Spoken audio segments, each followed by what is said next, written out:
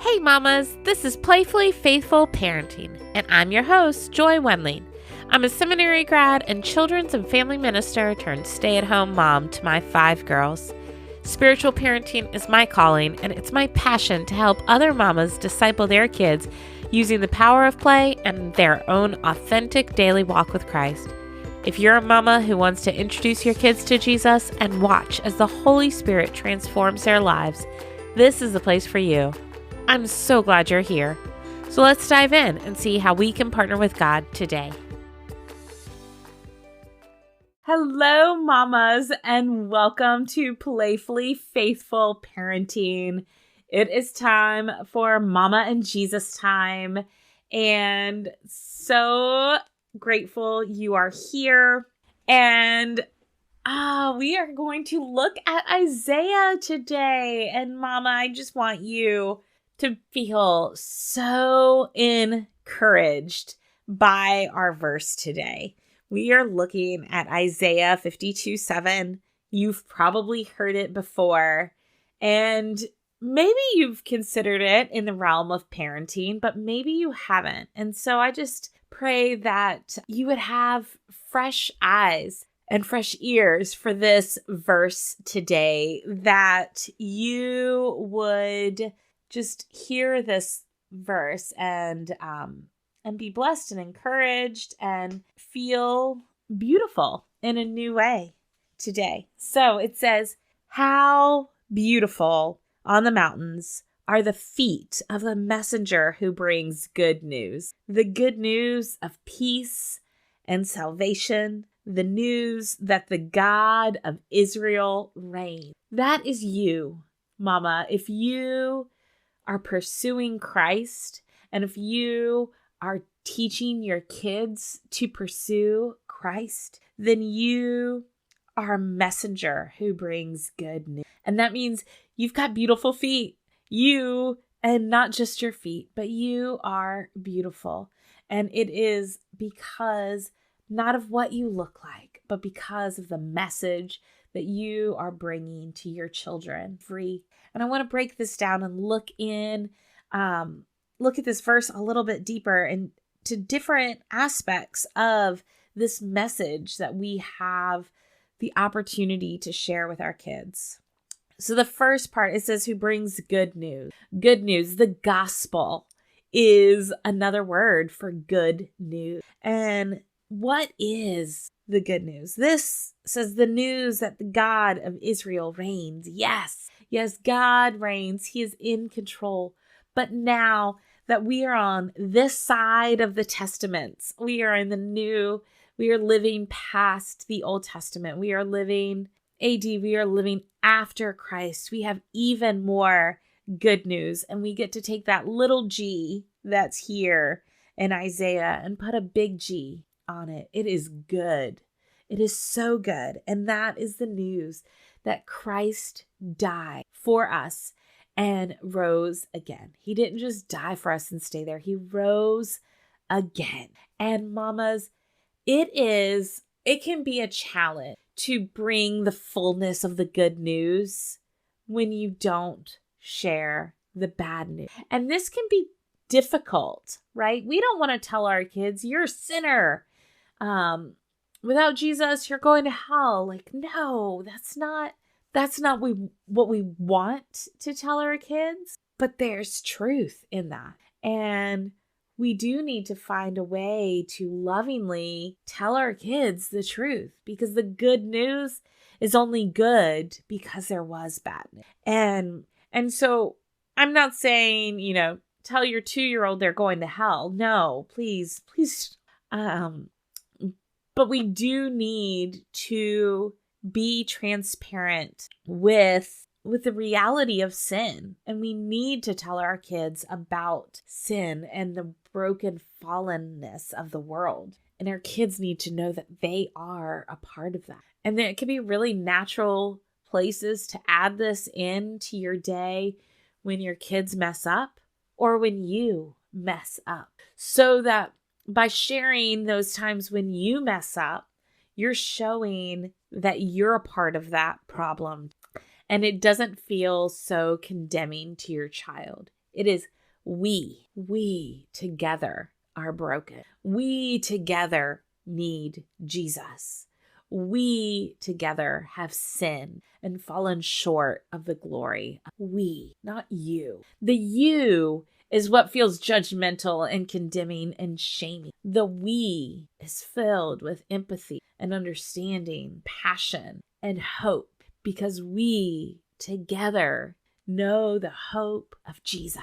And so, Mama, we get to bring the good news. And that means we have to share the bad news, the truth, the full news as well, so that that good news is received with so much more gratitude and understand depth and enthusiasm. Because remember, Jesus told I think it was a Pharisee that that the parable about the one who has forgiven, who, like if someone had a debt, like a small debt, and it was forgiven, and then another person had this huge debt that was forgiven, who would be more grateful?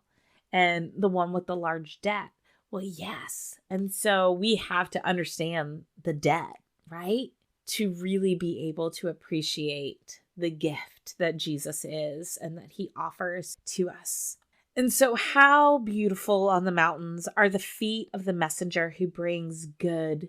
That's the fullness. That's the whole gospel is good news. And so that means we have to tell our kids the truth. And then it continues on and says the good news of peace and salvation. Peace. We have an opportunity in my house. It's every day to teach my kids about peace. Peace amongst each other. Peace in their hearts. Peace out in the scary world. A couple weeks ago, there was an armed robbery just down the road from my kids' elementary school. It was, I believe, the first week of school. It was the first Friday of school. So here are my tiny little kindergarten twins who still are in 5-point harnesses because they're not big enough to ride in boosters yet. And I've sent them off to a school that I love and a teacher that I trust. But I get this text and I see on Facebook that there is this armed robber loose in the neighborhood of my children's school. And my 4th grader is there also. And I have to trust Jesus. I have to find my peace in him. And, that's hard. But then for me to see my girls come home and they know about this bad guy who was out there, their kindergarten teacher, they went on lockdown, they're safe and everything, and it's good. But there was no peace in their hearts that night. They were so scared of this bad guy who hadn't been caught, still hasn't been caught.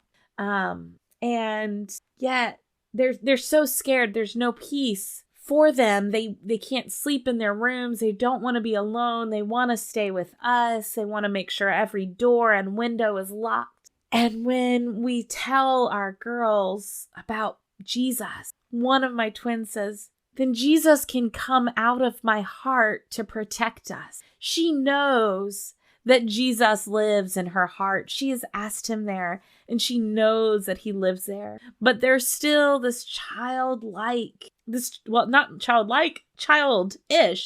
and not in a bad way, but in a perfectly developmentally appropriate way, concreteness to her thinking. And for her, she wanted to let him out so that he could protect our family, so that he could be available to protect her and to keep her safe, because she knows that that's what he does. And it was so beautiful. And I was not horrified at all, because I understood that she can't think so abstractly, that Jesus being everywhere and in her heart and in the world and with God in heaven all at the same time is a hard concept. And I get that for her. And so it was so beautiful to hear her offering up all the peace that she had to protect herself and her sisters and her family from this broken, sad person who had made poor choices and maybe does not have Jesus in her heart. And she said, Jesus can come out to protect us. That is about seeking Jesus to find peace. And she did sleep. We had my husband and the 4 older girls had a sleepover in the living room and all stayed together. And then was fine. And then you know what? The next Friday, some person in town decided to walk by the school with a gun in his pants, hanging out of his pants. And they went on lockdown again. And this time, that same daughter who wanted to let Jesus out to protect us saw the man and saw the gun. But she wasn't scared this time. She knew peace in a new way. She knew Jesus had protected her the week before and that he would protect her again. And so this time, there was no fear. There was no need for a sleepover. There was no spending the night talking about this bad man. There was peace because Jesus had protected her once. She knew he would do it again. And that was beautiful. How beautiful on the mountains are the feet of the messenger who brings good news, the good news of peace and salvation. Salvation. We all need it, right? That's going back to that gospel, that capital G, good news. The news that the God of Israel reigns. He does.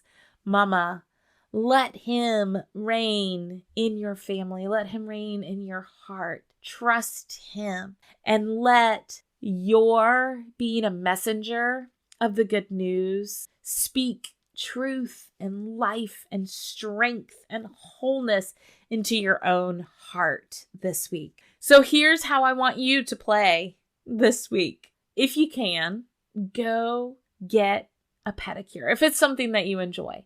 And if you can't go do it, just give yourself one and look at those beautiful feet and think about the message that you are so privileged to share with your family. Good news, peace, salvation, that the God of Israel reigns, that he reigns here, and that he reigns over the entire world. Mama, thank you. You have the Holy Spirit and you can do this. On behalf of God, thank you for loving and playing with his children. Have a great week, Mama.